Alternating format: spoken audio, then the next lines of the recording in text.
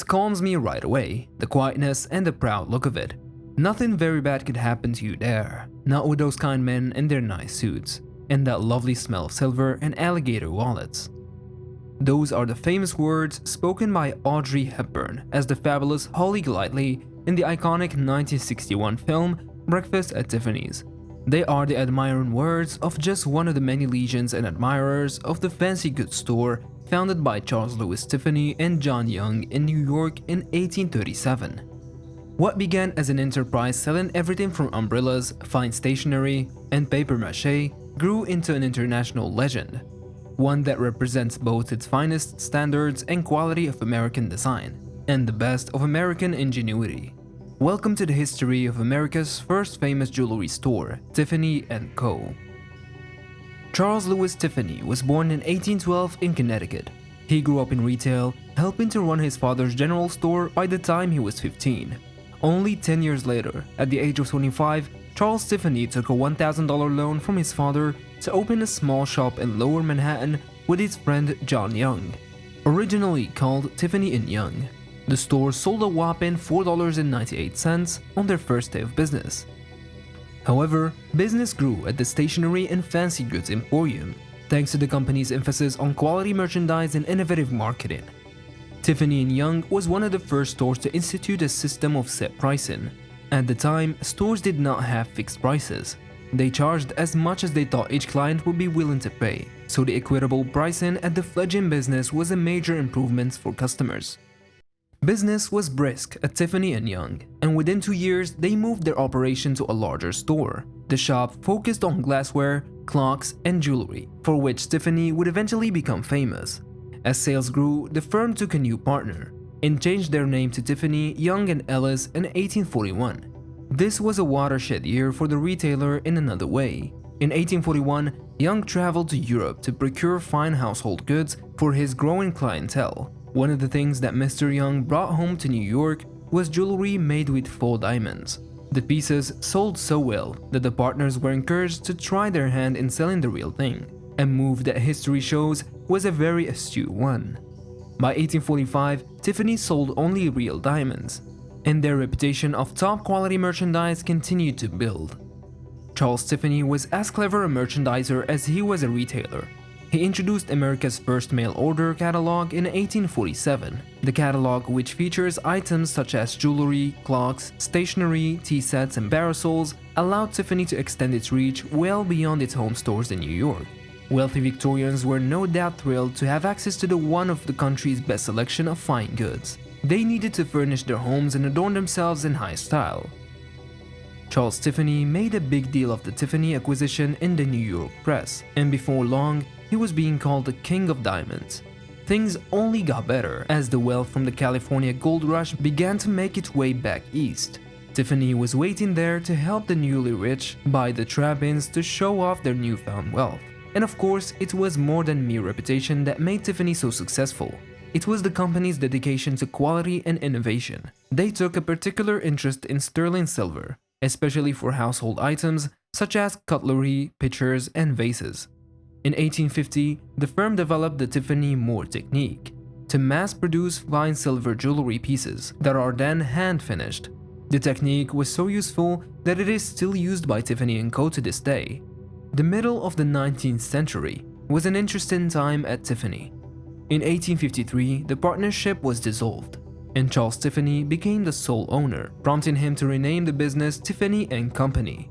Although most people think of Tiffany as just a jewelry store, they have produced a multitude of items over the years, some of the most interesting in the antebellum and Civil War periods. After the Civil War, Charles Tiffany set about enhancing his company's reputation in new ways. To gain more international acclaim and prestige, he entered his jewelry in competitions, such as the Centennial Exposition in Philadelphia in 1876 and the Paris Exposition in 1878. At both venues, Tiffany jewelry won top honors, taking home a gold medal in 1876, as well as a grand prize for silver and a gold prize for jewelry. In 1876, Tiffany's strategy was wise, and by the 1880s, Tiffany and Company was truly the most revered jewelry store in the entire world. Along the way, Tiffany continued to add to his collection of gems, as well as expanding his company's expertise and influence in the field. A landmark moment in the company's history came in 1877, when the fancy yellow Tiffany diamond was discovered in the Kimberley mines of South Africa. The Tiffany diamond is one of the premier holdings of the company. This impressive yellow diamond has had some remarkable pieces of jewelry created around it, particularly by Tiffany designer John Schlumberger. One was a remarkable diamond burr brooch, and the other was the ribbons necklace, which was designed by Mr. Schlumberger in 1960 and was famously worn by Audrie Hepburn while promoting breakfast at Tiffany's. The latter years of the 19th century were extremely profitable for Charles Tiffany and his jewelry store. His diamond and colored gems graced many of the best-known Gilded Age millionaires, people with names like Astor, Vanderbilt, Post, and Morgan. Tiffany and Company established itself as the place that could literally meet its client needs from birth until death, featuring everything from silver baby gifts to bridal jewelry to mourning brooches. It was in this time period that Tiffany's introduced the iconic 6-pronged diamond solitaire engagement ring that has since become legendary. Founder Charles Tiffany died in 1902, and his son Louis Comfort Tiffany took over the company as the chef designer until his own death in 1933. Louis Tiffany is chiefly known for his incredible artistry as a stained glass designer, but he was also responsible for designing much of the jewelry produced by Tiffany and Company in the early 20th century. It was under his reign that mineralogist George Kuntz, hired by Charles Tiffany in 1879, helped to establish the metric carat as the international weight measure for gems. Kuntz was regarded as the foremost gem expert in the world, and he traveled the globe looking for unique new specimens, not only for Tiffany, but also for prestigious clients such as J.P. Morgan, the Metropolitan Museum of Art, and the American Museum of Natural History. The Great Depression brought an end to the continuous growth experienced by Tiffany and Company since 1837. For the first time in company's history, money was being lost instead of made, and the firm's recovery after the depression of World War II was not swift. Times started to turn around when entrepreneur Walter Hoven took over Tiffany and Company in 1955. Mr. Hoven spearheaded a highly successful revitalization of the firm over the next decade and a half, opening branches in upscale markets like Beverly Hills, San Francisco, Houston, and Chicago.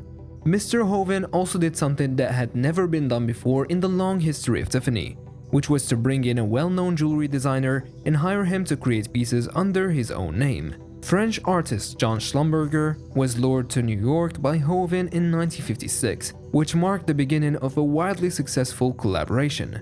The second half of the 20th century saw the Tiffany & Company reputation and prestige grow even more, sealing its place as a legend in the canon of popular culture. There are many references to Tiffany in pop culture, from the iconic Tiffany blue box, which was invented in 1837 when the firm was founded, to movies, to songs. Tiffany's is everywhere. Tiffany is well aware of its image as an aspirational brand and has certain collections in silver that are priced to allow young women just starting their jewelry collection to own a little piece of Tiffany & Co. The truth is that the blue box and Tiffany & Co stamp definitely allow for a hefty markup on what is otherwise a fairly classic silver piece. Many of the classic sterling pieces, like the silver heart bracelet and silver bead necklace, have found widespread popularity. As with the diamond solitaire engagement ring, there comes a point where something becomes such a part of the fabric of popular culture that it can no longer be held aside as a proprietary design, as long as no false claims are made regarding who is the manufacturer. In many ways, Tiffany & Co can be seen as the American dream come true. A small fancy goods store starting with a $1,000 loan has become an international powerhouse, with revenue that topped $2.9 billion in 2007. In addition to making impeccable jewelry and home goods, Tiffany continues to take on interesting commissions. The company that Charles Tiffany founded 180 years ago is showing no signs of slowing down. That was it for today's video. When I was doing research about Tiffany & Co, I had no idea that it had so much impact on the world. If you guys enjoyed the story about Tiffany & Co, then make sure to watch our other videos about Zara and Louis Vuitton. But for now, thank you guys for watching and I'll see you in the next one.